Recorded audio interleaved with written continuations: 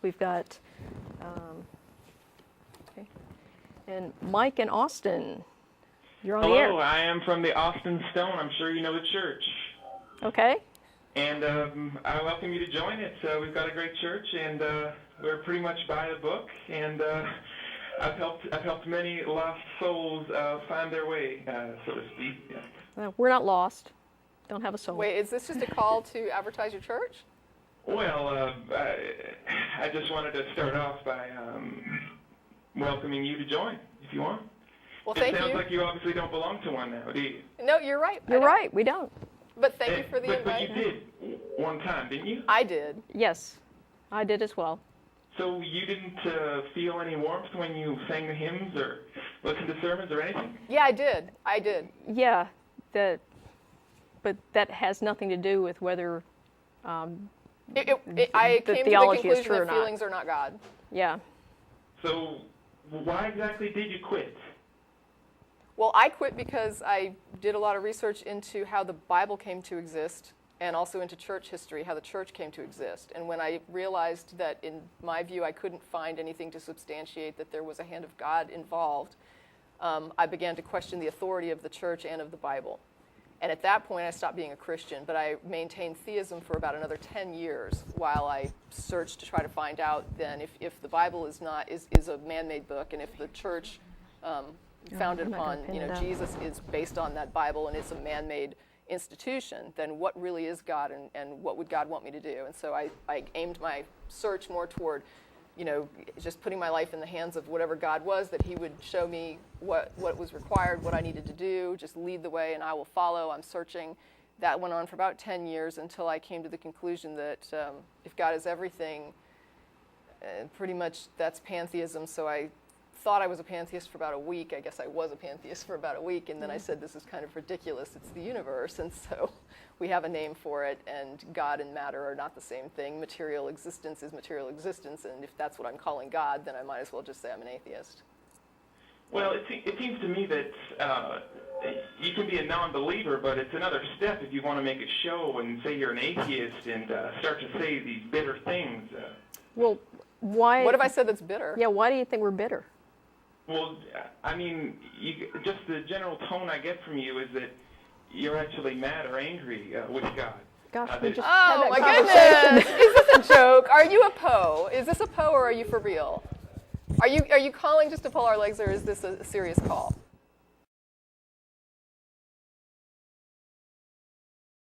But atheists cannot hate God. That is like, it's a nonsensical statement.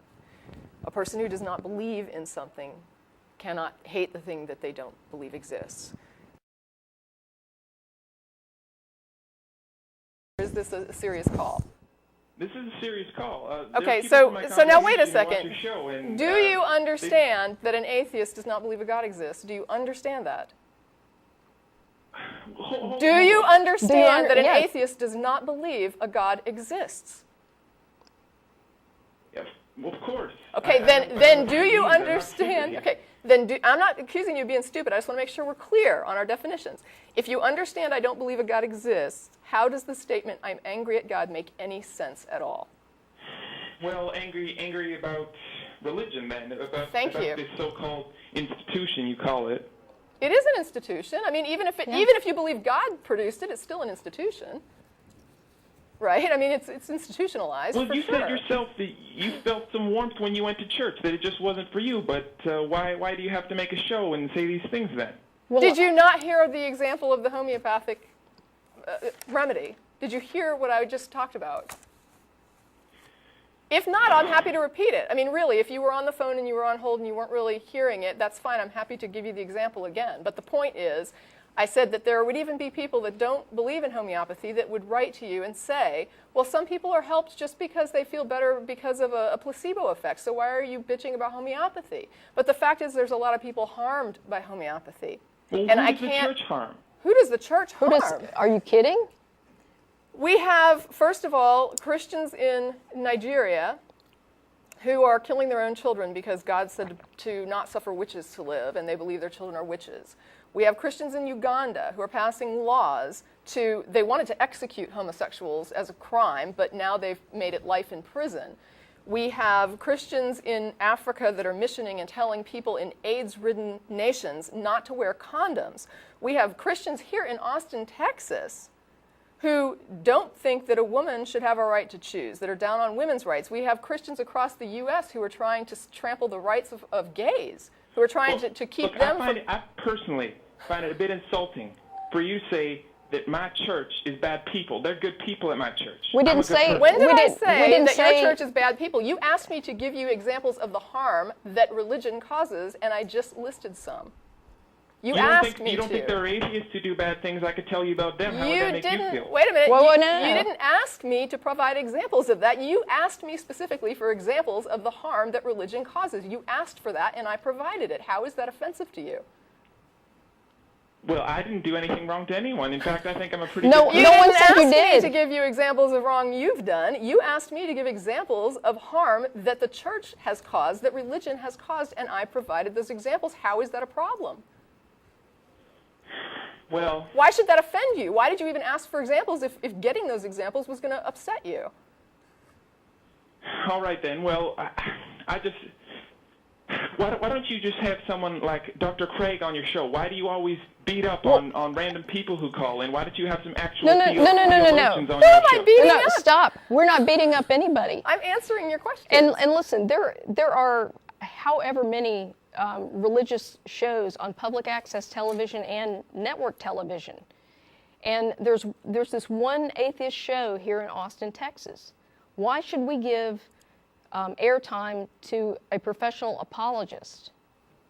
Because they're actually educated on the subject. So you might actually have a challenge. I think you guys are too scared to wait a have minute. the serious guys on.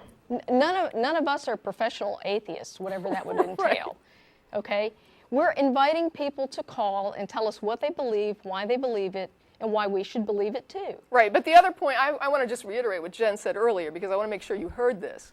There are hours and hours and hours of TV and radio and in doctrinal institutions around the globe going nonstop promoting religious indoctrination and religious belief.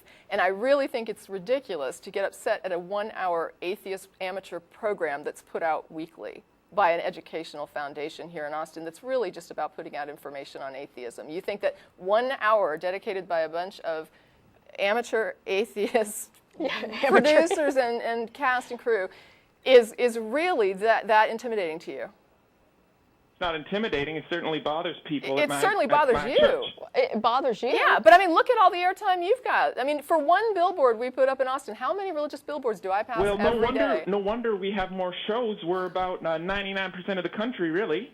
No, you're not. There's, no, I think, no, what no. is it, like 80% religious, and Yeah. not all of that is Christian, but it wouldn't matter. Yeah, I don't it doesn't care. matter. The point is, you have all the airtime, all the radio time, and we have a 1-hour you know what it reminds me of? There's a parable actually in your Bible that reminds me of this.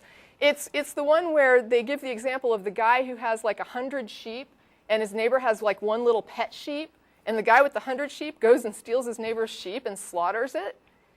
And it's like, wow, you couldn't really deal with like the guy having one sheep. That was like freaked you out that your neighbor had one sheep, even though you had 100. And it's like that's kind of what you're doing. You've got like all the airtime, all the TV time, all the money, all the resources. You've got people handing you 10% of the tithe. I mean, you've just got them coming in throwing their money at you. And yet this 1-hour show we have no budget, and it's like nothing. And we should have Christians on to promote Christianity, really. Does that seem reasonable to you, honestly?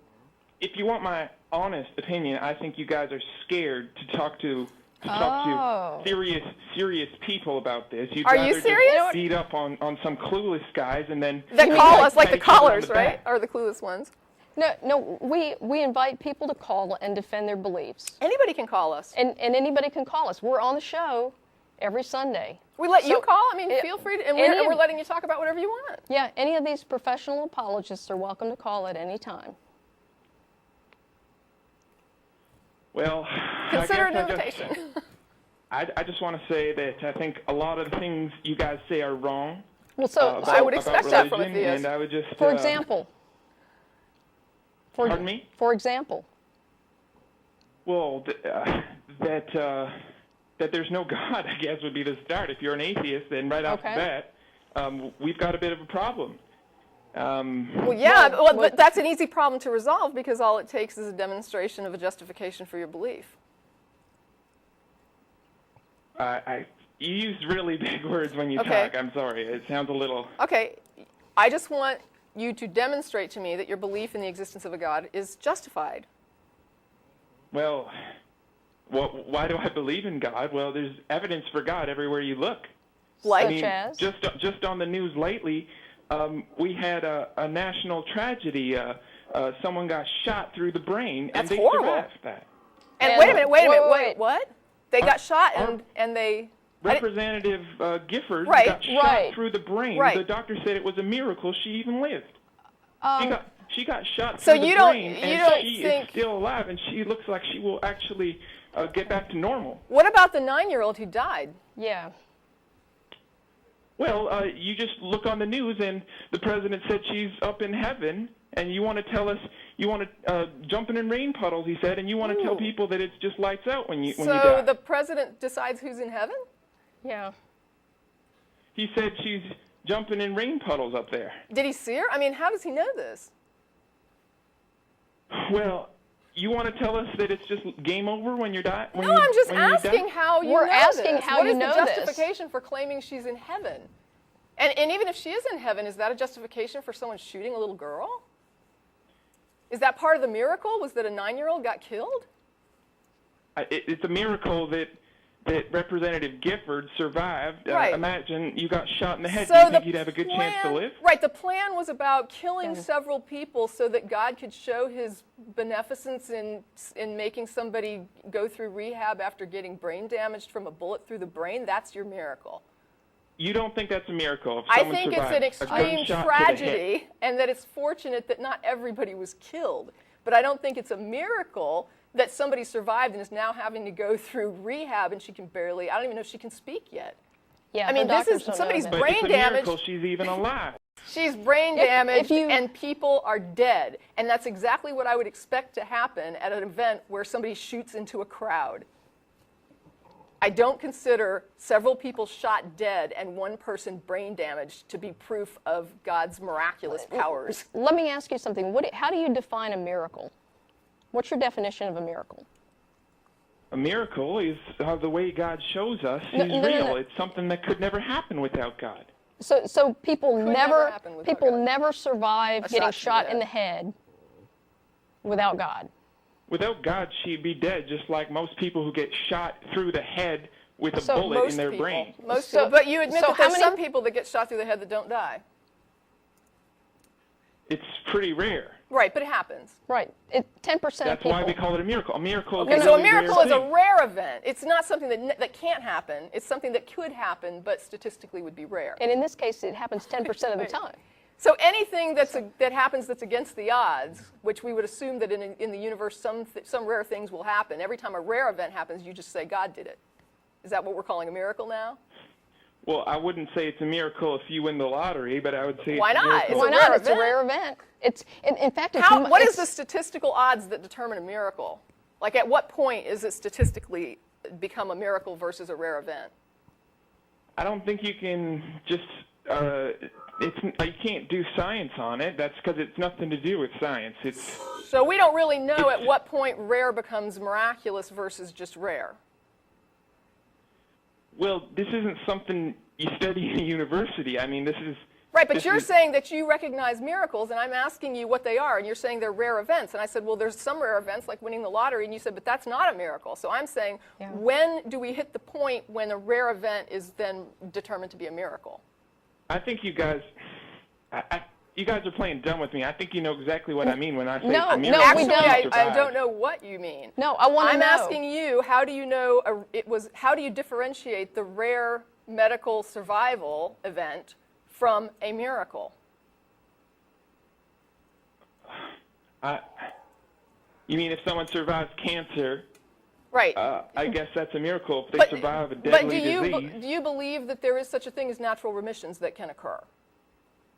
Like, for example, if you have rats in a lab and some of those rats have cancer and they have a natural remission and survive, are you thinking God is saving those rats, or do you think that there's sometimes a natural remission? Oh, I understand the question now. Right. It's not always a miracle. First of all, I don't think Okay. God does miracles for rats. I think it's just for humans. Right, and I didn't it's when think you did. humans survive. I just wanted to make it clear. I mean, I didn't think that you did think God was doing miracles for rats, but I was trying to make you understand my question better. So my question is, when you see somebody survive cancer, how do you tell the difference between a natural remission, like what we would see in a rat, which we would assume would also occur in humans, versus God fixed the person?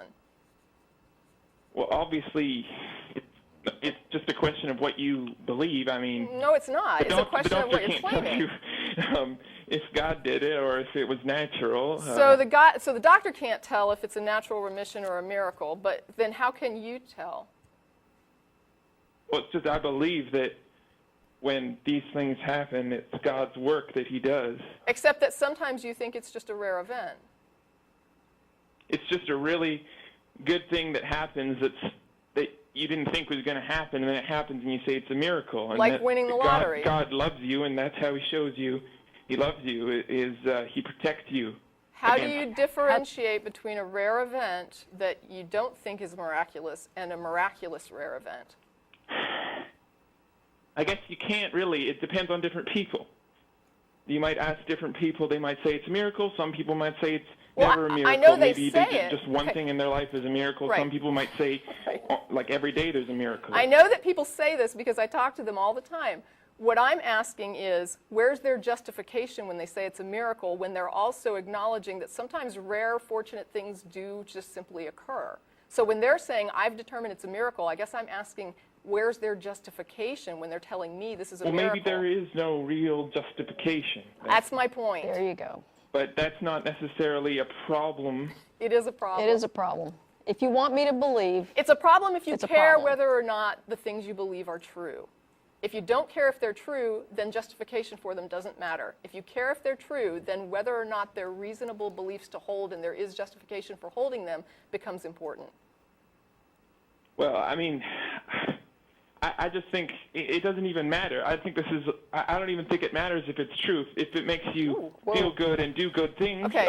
Well, in that case, then the dialogue is kind of over, and I don't mean that in any kind of an offensive way. But honestly, when the person on the phone tells us they don't care if their beliefs are true or not, they just simply hold them, and they can't justify them, and they don't care.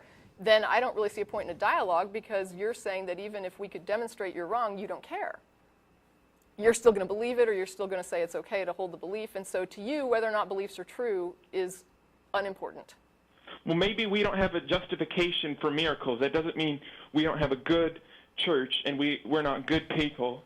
I don't doubt we- that you're a decent person. I mean, if you were my neighbor, I would probably be fine with that. I don't think that you're, killing babies in the basement. I find all this stuff pretty philosophical, if you ask me. I don't think it has much to do with whether religion is good or bad. I mean... Well, no, I mean, whether religion is good or bad has to do strictly with what it does. And what I see is that there are some benefits to religion, such as it supplies like a good support structure. For example, you're saying you've got this good community of people that are in your Yeah, like church. some people, they said the Bible helped them through like a time, like suicide. They thought they were going to commit suicide, and the Bible Okay. helped them. well, that's not the yeah, same. there's a different issue there, because I sometimes wonder if Christianity specifically doesn't kind of rob us of our self-esteem by telling us that we're inherently depraved, and then give us back, that sort of, if you grovel, then you're acceptable to God, and that makes you worthy of something. But that's a whole different issue. Because right now, what I'm trying to say is that I agree with you that there are certain things, like the social structure of your church is probably very supportive, and it's a positive social influence on the people that attend there. I agree with you. I agree with that, too. Right. Okay.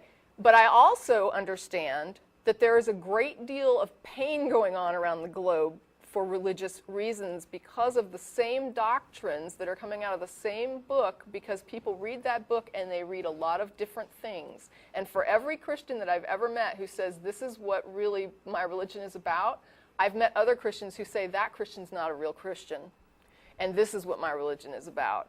And so I have to look at Christians and say, what does each person believe and what are they doing here? And yes, there are some good people who are Christians, and there are some evil people also who are Christians, and it's the Christianity that seems to motivate some of these evil things. And before you react, let me just say, I don't think that people in Nigeria would be murdering their children as witches if somebody didn't tell them God wanted them to kill witches and convince them that their child was a witch. I think that is a superstitious belief that they were convinced of that is causing those deaths that would not be happening if they had a real-world perspective that says witches are not real. Well, I mean, my church doesn't. I understand. You're not killing children. I get it. Your church is not doing that. You're a happy group of people that has a community going on, and it makes you happy. The problem is, this is a belief that proselytizes all around the globe, and different people interpret it in different ways, and it causes a lot of harm. Most of the harm that comes from the religious teaching seems to be connected to the supernatural and superstitious parts and claims about it. The parts that are good are the very real things that we agree are good, that are like you're talking about, the social structure. We get together, we sing songs, we feel happy, we like each other, we rely on each other. If someone needs help, we come together and help them. All of that is community, it's good. It would be good whether you were a social group or a church. It would still be good either way for you people to come together and be a good community group of people. I would support that. What I have problems with is when you start teaching people things that are superstitious and supernatural that a lot of uneducated people get a hold of, don't know how to interpret, and start hurting each other. Or you get some people who are educated who hurt people, who are like voting and saying, you know, gay people need to be not treated like other people. They need to be treated less than other people. Or they need to be, you know, that women shouldn't have the same rights as men. Or that, I mean, when you start getting things like that, I mean, these are people that did get a regular education who don't know how to read this and not make it hurt people. So what I'm saying is, maybe if we took the good parts of it that you're saying are the good things, like the You mean we need to make a New Testament with no supernatural things? I'm saying maybe we can just take the good community aspects of what you do as a church and hold on to those things, and maybe weed out some of the stuff that you're saying we can't really demonstrate, and maybe it's not true, but we don't really care. Let's care. Is that what your organization does? It's sort of like you help people, but you have no Bible, you have no. We are a community group. We're pretty small. Yeah. I mean, I'm going to admit we probably don't have the resource power that your church has behind it, for sure. But we do our part. We have like an Adopt a Street cleanup, and we have a blood drive, and so we do community efforts, and we try. We're not a humanist group. Now, I will tell you that there are secular organizations that are. Do you guys belong to other organizations? Yeah, there's like the Coalition of Reason, which is like a national arm that we just like had a partnership with, I guess. Yeah, we have a local coalition. So I mean, there's a little bit coalition. of networking. But the thing is, what you're describing would be like a humanist group, or even like a Unitarian Universalist church might be more along those lines of like a group of people who are really getting together to do like a sort of almost secular. I don't know if it's correct or incorrect to call it a secular religion, but it's almost like a secular sort of, we believe in helping humanity. Yeah. And so there's a group called humanists that would be secular, generally. You don't have to be secular to be a humanist, don't get me wrong, but their goal is just sort of like, let's promote the welfare of the human good. And I think that's fine. I thought all you guys did was just go out and do protests and say you don't like religion. I didn't know you actually did. We also do protest, but honestly, I mean, there's some things that we protest that there are church groups that would protest as well, and that do protest as well. For example, the People United or Americans United for Separation of Church and State is headed by a minister who believes that the government should stay out of religion. And so he wants to see that separate because he believes that his religion is better served by not having the government involved in what they're preaching and what they're doing. And so that is an area where we are aligned with certain churches who believe that it's best that the government stays out of religious belief. And so we believe, of course, from the secular side that it's good that religion stays out of the government. And so we see it both as a mutually beneficial thing, agreeing that religion benefits when government doesn't run it, and government does well when it handles the secular concerns and lets religion handle the people that are religious and let them figure out what they want to do with their own religion. That's up to them. It's a personal, private decisions for them to make, and not something the government should be dictating. Well, thanks so much, guys. I think I have good news for you, because I don't think most people, I don't think most people actually like the bad parts of the Bible. So they would like to get rid of that too, maybe. But I hope it you're would right. be hard for them.